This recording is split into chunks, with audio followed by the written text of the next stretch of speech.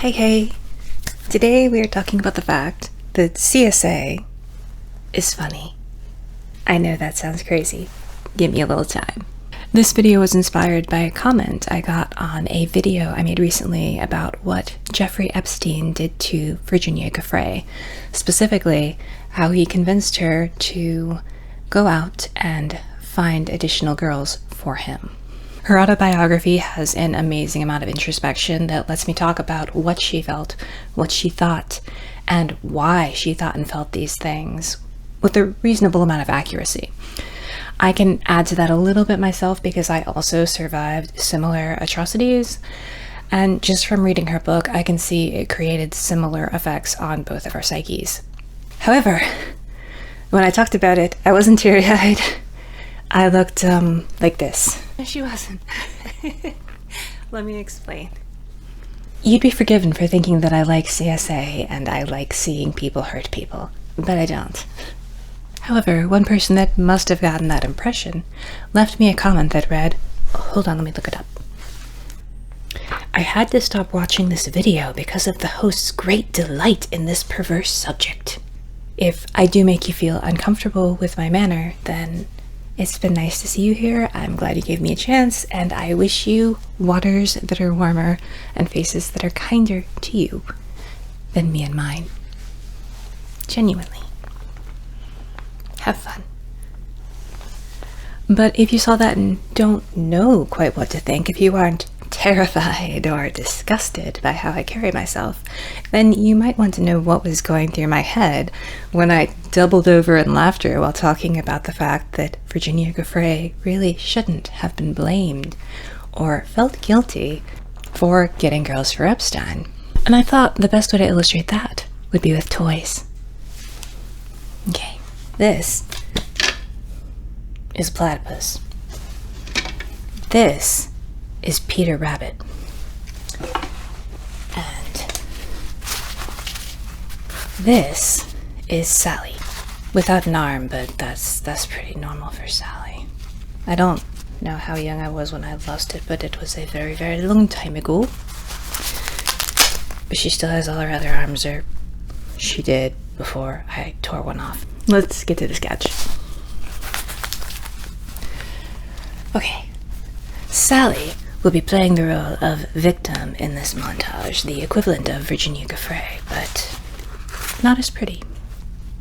Peter Rabbit, the dastardly little rabbit who steals things from people's gardens, he is going to steal Sally over here. He's going to convince Sally to steal someone else for him. Should I be hiding behind a curtain or something? I know how to do this. I'm not even here.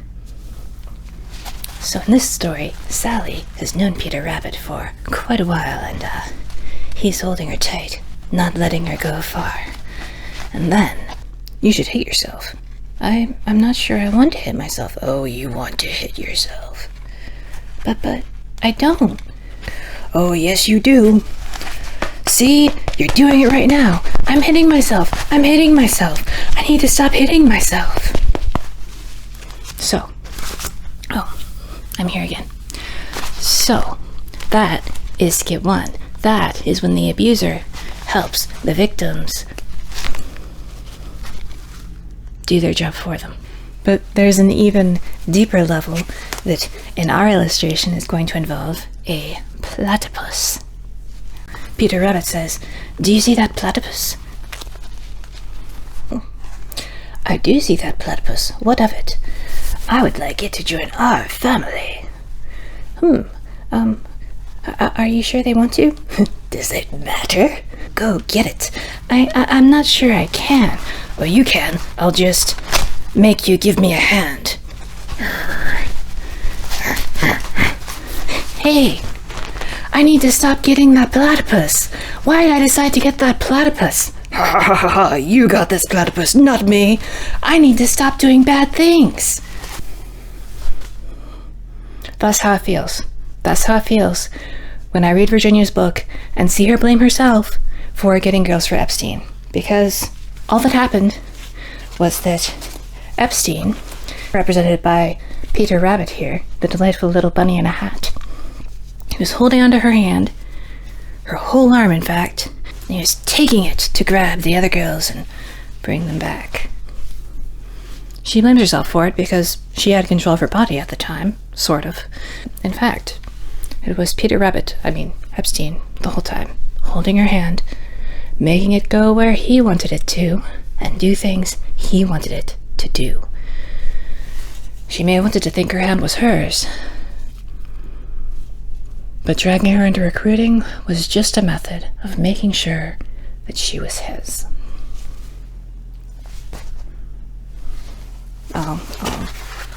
I'll fix this. And this. There's something desperately funny in that puppet show, despite the tragedy that it portrays. There's something absurd in someone being smacked upside the head and saying, "I need to stop doing this." There's something absurd in someone being coerced into doing something and saying, "Oh, I'm so terrible for doing this." They're not. Of course they're not. If you don't get laughing at these things, I understand. Either these atrocities are unusual to you, you've never really had to deal with this sort of thing, and it seems so shockingly terrible that you can't imagine laughing at it, which is really quite kind and empathetic of you. Or you're currently struggling to breathe under these waters with no idea how you're ever going to swim to shore. I know you. I've been you. I remember that. And I beg you, take my hand. Not Sally's hand. She's got that at this point. Take mine. It's here for you to pull you from the pain and into the joy that people who don't understand will just think is cruel. It's often difficult to discern whether someone's laughing at or with you, especially in these sorts of states. It's like when you're drowning under the water that you're becoming accustomed to as you lose consciousness and arms grab you in the dark. You don't know whether it's pulling you upwards to safety or down, preventing you from ever getting out again. I try to be like that mermaid. I try to grab the drowning swimmers, pulled down by the lingering effects of trauma, the self-blame, the shame, the guilt, the sadness, the anger, and just tug with the bubbliness that can bring us to the surface again. The thing about the water is, once you've spent enough time in it, the only choice you have is drown or adapt, and I adapted. That's why I laugh. That's why I giggle. That's why I'm bubbly, despite the fact that I think about and talk about absolutely terrible things 95% of the time. Because I see the absurdity, because I see the happiness on the other end of the horizon, and I know how ridiculous it is that we can get trapped in the places that terrible people drag and stomp and beat us into. And I want to help others see it too. If I hadn't adapted by learning to laugh, I don't think I could really endure that anymore. I don't think anyone can. There's a reason that ER nurses and ER doctors have the sickest, darkest, most morbid sense of humor you will ever see. I love ER doctors and nurses when I'm having anaphylaxis or an allergy attack, or when a migraine is paralyzing half my body and I'm just like, is it a stroke this time? I don't really mind going to the ER because it's one of the few places in the world where I can be truly and completely myself. I can share the full extent of my symptoms honestly, something I don't usually do because people kind of look at it like, how do you live like that? And I can make all the jokes about it, and they won't think that the jokes mean that it's not real because they do the same kind of humor for the same exact reason. When you deal with dire circumstances day in, day out, for years, decades, your entire life, either you laugh or you die. It's not laugh or cry, it's laugh or die. I choose life. I choose laughter, and I want to spread that life and laughter to others. If I try to be serious now, I won't be able to keep diving into these things. I won't be able to keep sharing what I know. I won't be able to keep helping people who I see, who need recognition, who need a hand, who need empathy. The voices and the support and the caring of people who truly understand because they've been there. Or like the ER doctors, because they've seen it a million times. If you really care about other people, people who suffer, people who are harmed, and you really want to help, you can't keep taking it seriously all the time. You just can't. You'll get burnt out, you'll shut down, you'll stop paying attention, and you'll turn away because it's just that awful. The reality is that awful.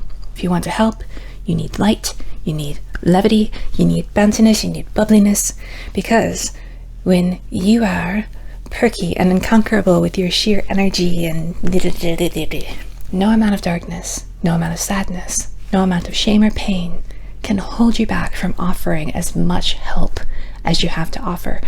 No amount of exhaustion will stop you from listening to or looking at the pain. You will never say, that's too much, which I've heard a lot in my youth because of my mental illness, and now that I'm a bit older because of the physical stuff. I don't want anyone else to feel that way, so I can't let myself go into the emotional rabbit holes that will lead to me feeling that way. And so I focus on the absurdity, I focus on the ridiculousness. I can't give in to the picture they paint that the darkness and pain that they provide is everything possible in the world, because I know it's not. And I don't want anyone else to lose sight of the fact that it's not. There's a way out of here, but we won't make it if we just mourn where we are the entire time. We have to laugh. We have to know it's ridiculous. And when we know it's ridiculous, it becomes so much easier to keep going until we find sanity. So yeah, that's why I think CSA is funny. That's why I bounce around all delighted like. That's why I giggle when I probably shouldn't. Because I've lived this reality. I'm a survivor myself, and this is how you survive. I think that's all I wanted. I'm going to be cutting that down a lot. I'm going to hate myself while editing. That's okay. Do what thou wilt shall be the whole of the law. Love is the law. Love under will.